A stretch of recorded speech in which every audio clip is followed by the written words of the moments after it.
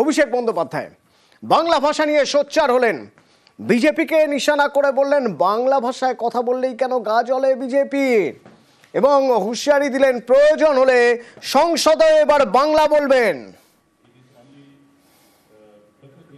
আজকে যদি কেউ বাংলায় কথা বলছে, কেন এত গাত্রদাহ? বাংলায় জিততে পারেননি বলে।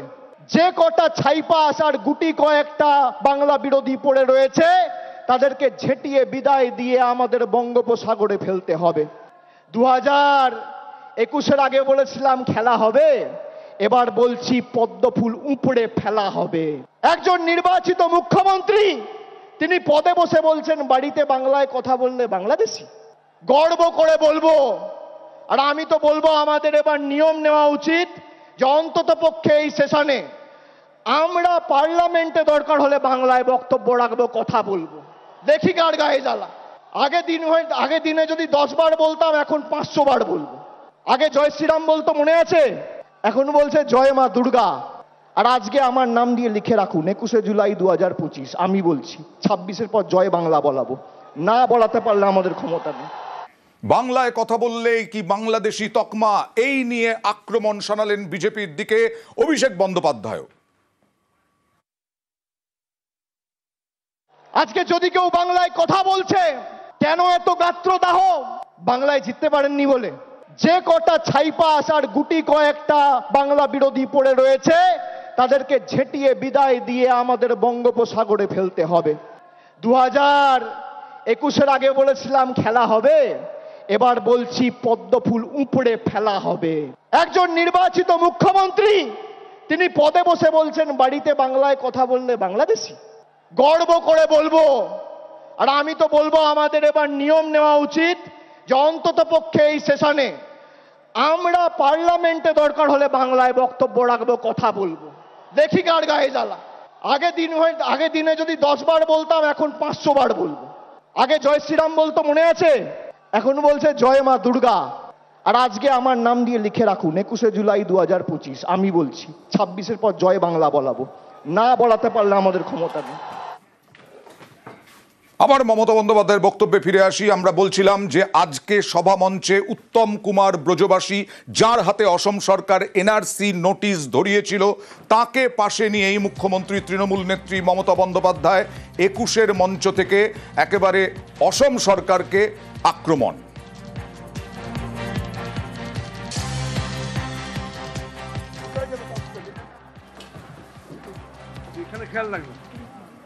কি হচ্ছে?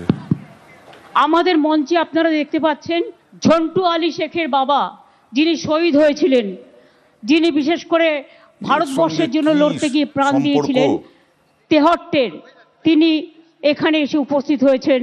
আমরা তাকে সাদরে বরণ করব।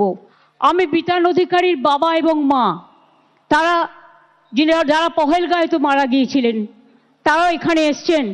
আমি আমাদের সকলের পক্ষ থেকে সেই শহীদ পরিবারগুলোকেও আমরা সম্মান জানাবো। বাংলা ভাষার ওপর চলছে বিরাট সন্ত্রাস। বাংলা ভাষায় কথা বলা নাকি যাবে না। কে মাছ খাবে, কে মাংস খাবে, কে ডিম খাবে, কার মাথা খাবে, সব ওরা ঠিক করে দিচ্ছেন। এত সহজ নয়, বাংলা এসব মানবে না। সব মানুষের অধিকার এখানে সংরক্ষিত হবে। আমার কাছে পুরো লিস্ট আছে। আমি এখনো জানি না বাংলাদেশে কত লোককে ফেরত পাঠিয়েছেন।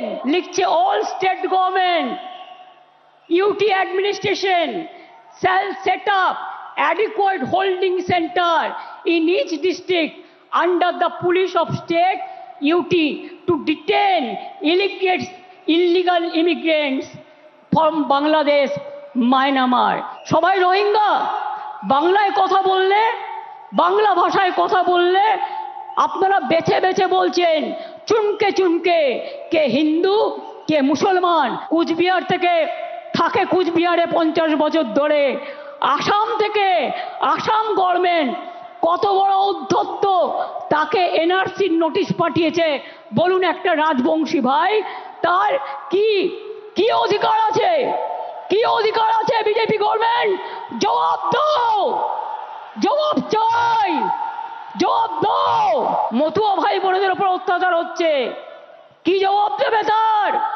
জিজ্ঞেস করছি আমি, কি জবাব দেবে?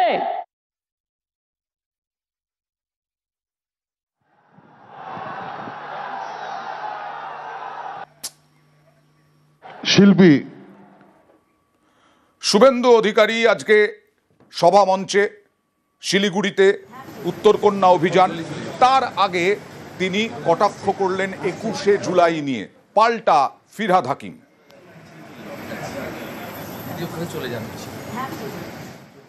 তিনি হঠাৎ করে বললেন ওটা তো সভা নয়, পাগলু ড্যান্স হবে, নাচতে নাচতে আসছে, দেখছেন না?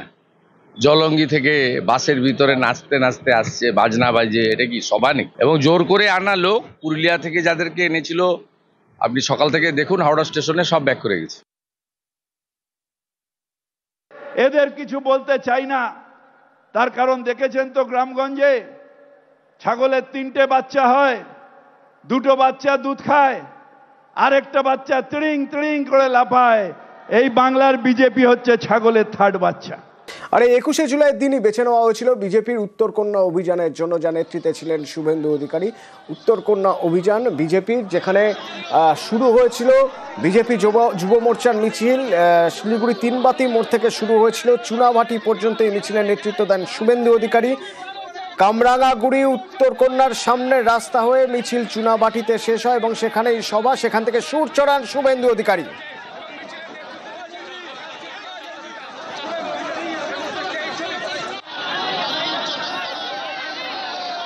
বিহারের মতো এসআইআর চাই। এসআইআর মানে কি? নিশ্চিন্ত থাকুন, ধর্মীয় উৎপীড়নের কারণে যারা বাংলাদেশ থেকে হিন্দুরা এসেছেন তারা মোদিজির চোখে শরণার্থী, অনুপ্রবেশকারী নয়। এখানে ভারতীয় মুসলিমরা আছেন, আপনাদের কোনো চিন্তা নেই। মাহফুজা খাতুন, আলিদা আছে, এরাও রাষ্ট্রবাদী মুসলিম, আমরা আপনাদের সাথে আছি। কিন্তু রোহিঙ্গা মুসলমান, বাংলাদেশি মুসলমান একটাকেও ভোটার তালিকায় থাকতে দেব না, দেব না, দেব না।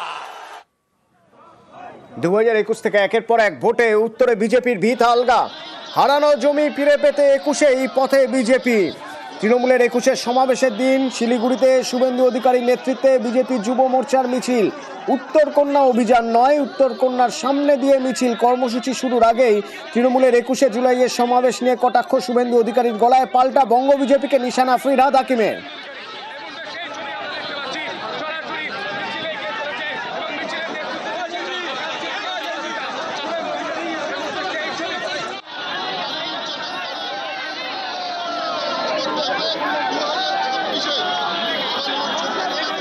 ওটা তো সভা নয়, পাগলু ড্যান্স হবে, নাচতে নাচতে আসছে, দেখছেন না?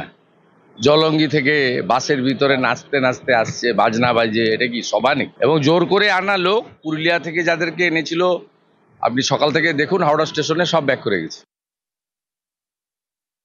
এদের কিছু বলতে চাই না, তার কারণ দেখেছেন তো গ্রামগঞ্জে ছাগলের 3টে বাচ্চা হয়, 2টো বাচ্চা দুধ খায়, আরেকটা বাচ্চা তিড়িং তিড়িং করে লাফায়। এই বাংলার বিজেপি হচ্ছে ছাগলের 3rd বাচ্চা।